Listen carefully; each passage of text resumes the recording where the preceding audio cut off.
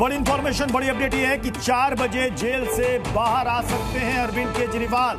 इस वक्त ये बड़ी खबर, 4 बजे जेल से बाहर आ सकते हैं अरविंद केजरीवाल, चूंकि अभी सुप्रीम कोर्ट का जो ऑर्डर है वो लोअर कोर्ट में जाएगा और उसके बाद तिहाड़ जेल में भी रिलीज ऑर्डर उनका जाएगा, जो कि मेल के जरिए और फिजिकल भी भेजा जाएगा। और इस पूरे प्रोसेस में, इस पूरी प्रक्रिया में कम से कम 3 से 4 घंटे और लग सकते हैं। तो इसलिए माना जा रहा है कि तकरीबन 4 बजे के आसपास अरविंद केजरीवाल आज जेल से बाहर आ सकते हैं। और अरविंद केजरीवाल की पत्नी सुनीता केजरीवाल का भी देखिए अब ये ट्वीट सामने आ गया है।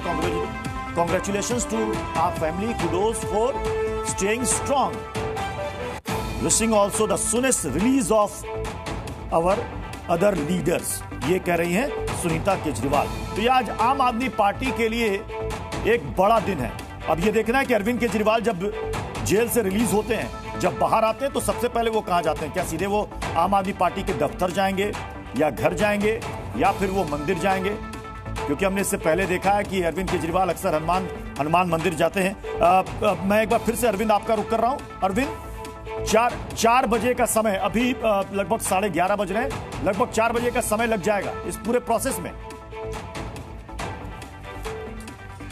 हाँ, एक संभावित वक्त आप मान सकते हैं कि तकरीबन इतने वक्त का लग सकता है। अभी जो सुप्रीम कोर्ट का आदेश है वो लोअर कोर्ट जाएगा, वहां से जो जरूरी औपचारिकताएं हैं वो उनकी लीगल टीम पूरी करेगी। उसके बाद वहां से रिलीज ऑर्डर तिहाड़ जेल जाएगा, वहां पर जो जरूरी औपचारिकताएं वो पूरी होगी।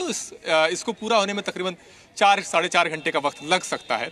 हालांकि अभी लिखित आदेश आया नहीं है और लिखित आदेश आने के बाद ही ये प्रक्रिया शुरू हो जाएगी। लेकिन पहले से ही उनकी टीम जाहिर तौर पर निचली अदालत में है, तो हर जगह टीम मौजूद है अरविंद केजरीवाल की, ताकि इस प्रक्रिया को और ज्यादा स्मूथ किया जा सके और तेजी से किया जा सके। और समझा जा सकता है कि आज जो फैसला आ रहा था उसकी उम्मीद काफी हद तक अरविंद केजरीवाल के समर्थकों को थी, उनकी पार्टी को थी, क्योंकि सिर्फ वही एकलौते नेता बचे थे अब इस मामले में जो जेल में थे। के कविता को जमानत मिल गई है, मनीष सिसोदिया को मिल गई है, संजय सिंह को मिल गई है, विजय नायर को मिल गई है। हालांकि पेच एक ये था कि ये सारे जो लोग थे ये निचली अदालत से सुप्रीम कोर्ट तक आए थे जमानत के लिए, और सीबीआई का एतराज यही था कि ये जिन सह आरोपियों की जमानत का ये हवाला दे रहे हैं वो सब तो निचली अदालत से सुप्रीम कोर्ट तक आए हैं। अरविंद केजरीवाल सीबीआई के केस में पहले हाईकोर्ट गए, और जब हाईकोर्ट ने उनको सलाह दी कि वो निचली अदालत जाए, तो वो निचली अदालत जाने के बजाय सीधे सुप्रीम कोर्ट आए, और सुप्रीम कोर्ट को सुनना नहीं चाहिए। लेकिन इस दलील को खारिज कर दिया कोर्ट ने और जमानत का आदेश दे दिया। और जिस तरह की पृष्ठभूमि में आदेश आया है वो भी आप समझ सकते हैं। पिछले दिनों कई ऐसे आदेश आए हैं जिसमें सुप्रीम कोर्ट ने ये दोहराया है कि जमानत नियम है, जेल अपवाद है, इस बात को ध्यान में रखा जाना चाहिए। और सुप्रीम कोर्ट ने सबऑर्डिनेट कोर्ट्स की खिंचाई भी की है कि आप जमानत अर्जी को डिसाइड ही नहीं करते हैं।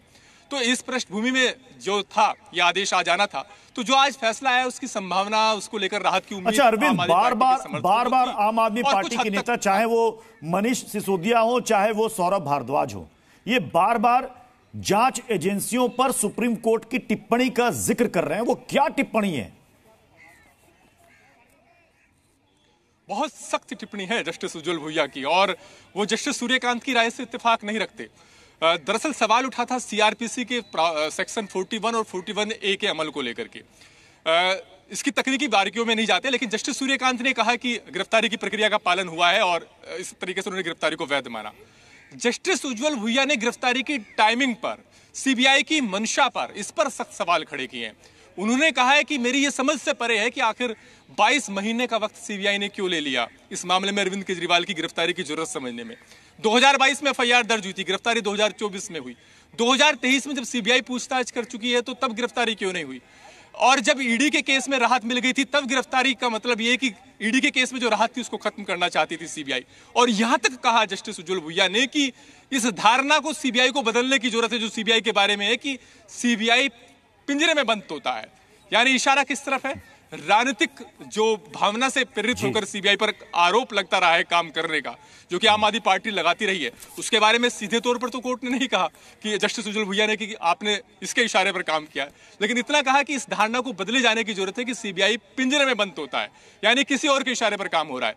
तो ये जो सख्त टिप्पणियां हैं जस्टिस उज्जवल भुइया की, इनको निश्चित तौर पर आम आदमी पार्टी इसका राजनीतिक रूप से लाभ लेने की कोशिश करेगी, और ये उनका हक भी बनता है, क्योंकि जस्टिस उज्जवल भुइया ने सीधे तौर पर जो अपना आदेश पढ़ा है, अरविंद, अभी ये केस लंबा चलने वाला है, क्योंकि ईडी के समय में अंतरिम जमानत देते समय कोर्ट ने यह कहा था कि 90 दिन हो गए और इनको हक है जमानत के लिए। ट्रायल कब शुरू होगा, इतनी देर क्यों हो रही है? और सीबीआई वाले मामले में चार्जशीट दायर हो चुकी है। जांच में क्या कोई ऐसा पुख्ता सबूत या एविडेंस जिसकी बात बार बार कह रही थी सीबीआई कि अगर ये बाहर आए तो ये फिर गवाहों से मिल सकते हैं, केस को अपने फेवर में कर सकते हैं, यानी कोर्ट ने इससे इत्तेफाक नहीं रखा।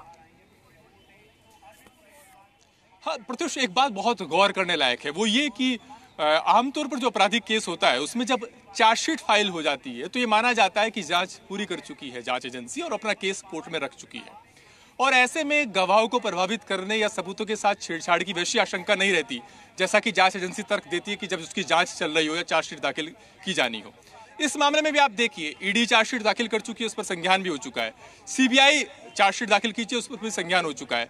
तो यहाँ पर अरविंद केजरीवाल के जो वकील हैं उनका बड़ा आर्गुमेंट यही था कि इस मामले में चार्जशीट दाखिल हो चुकी है, जांच पूरी हो चुकी है, लिहाजा जो ट्रिपल टेस्ट की कंडीशन होती हैं एक सामान्य आपराधिक केस में, जिसमें यह होता है कि आरोपी जमानत पर रहते हुए सबूतों के साथ छेड़छाड़ नहीं करेगा, गवाहों को प्रभावित नहीं करेगा, ट्रायल छोड़कर नहीं भागेगा, तो इन तीनों शर्तों पर अरविंद केजरीवाल खरा उतरते हैं, ऐसा कहा गया था उनके वकील की तरफ से, और इससे कोर्ट ने सहमति जताई। चूंकि चार्जशीट फाइल हो चुकी थी, सबूतों के साथ छेड़छाड़ और गवाहों को प्रभावित होने की आशंका वैसी नहीं है। दूसरी बात यह कि अरविंद केजरीवाल मुख्यमंत्री हैं, इस बात की तो संभावना नहीं है कि वो देश छोड़कर चले जाएंगे, ट्रायल छोड़कर भाग जाएंगे। तो ऐसे में जो ट्रिपल टेस्ट की जो कंडीशन है उन पर खरा उतरते हैं, ये उनके वकील की मुख्य दलील थी। एक और दलील थी हालांकि उनकी, जिसको उन्होंने बहुत प्रमुखता से रखा। उनका यह कहना था कि ईडी के केस में 3 आदेश उनके पक्ष में है। एक आदेश निचली अदालत से रेगुलर बेल के ऑर्डर का और 2 सुप्रीम कोर्ट से अंतरिम जमानत के आदेश का। एक बार उन्हें चुनाव प्रचार के लिए मिली और दूसरी बार अभी 12 जुलाई को मिली। इसमें उनका यह कहना था कि पीएमएलए के केस में जमानत की दोहरी सख्त शर्तों का प्रावधान होता है। वो दोहरी शर्त ये होती है कि कोर्ट को इस बात के लिए कन्विंस होना पड़ता है कि आरोपी ने वो अपराध किया नहीं है, और दूसरी बात ये कि सरकारी वकील को बात रखने का पूरा मौका देगा कोर्ट, और साथ ही कोर्ट इस बात के लिए भी कन्विंस हो जाए कि जमानत पर रहते हुए आरोपी ऐसा अपराध नहीं करेगा। तो जमानत की सख्त शर्तों के बावजूद जिस केस में उनको जमानत मिल गई, फिर सीबीआई के केस में जमानत क्यों नहीं मिल रही, इस पर उन्होंने सवाल उठाए थे। हालांकि मैं पहले भी चर्चा कर चुका हूं कि इस दलील में एक पेच ये था कि तीनों बार जो राहत मिली है बने रहे हमारे साथ।